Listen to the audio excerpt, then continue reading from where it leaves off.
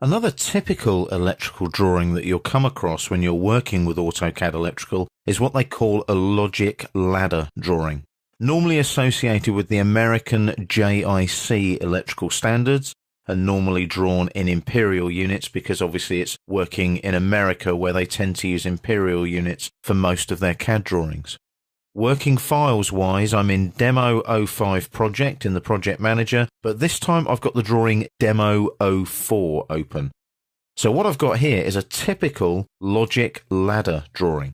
It's very different from a point-to-point drawing that we saw previously. Here's the ladder. Can you see there? 1 and 2. And all of these red lines going across are the rungs of the ladder.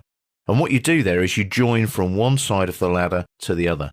So if I zoom in nice and tight now, and just pan a little bit here, let's just get this so that we can see what's going on. There we are. So we can see the ladder. Now something you'll notice are these numbers here. 406, 407, 408. They are the ladder rung numbers, and you use this command here. If I click on the flyout there, I've got insert ladder.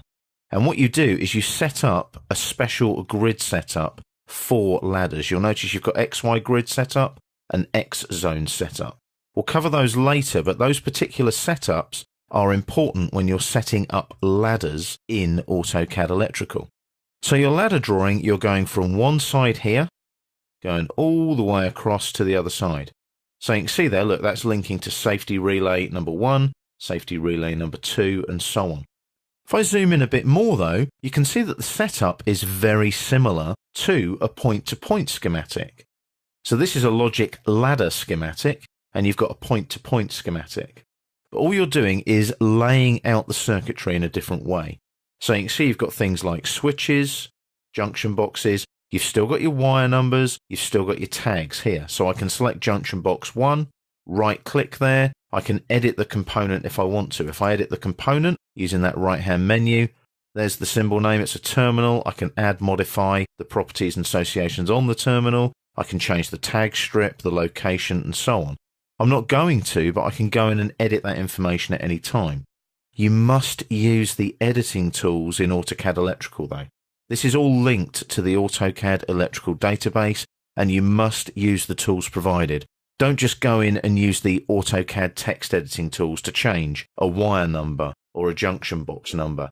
And don't explode the blocks either, because they are all linked, automated with parametric tools and block attributes and so on.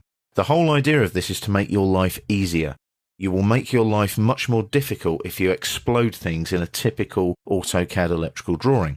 So I'll just double click there on the wheel now to zoom extents and again show you the entire drawing. So there's one logic ladder there and there's one logic ladder there.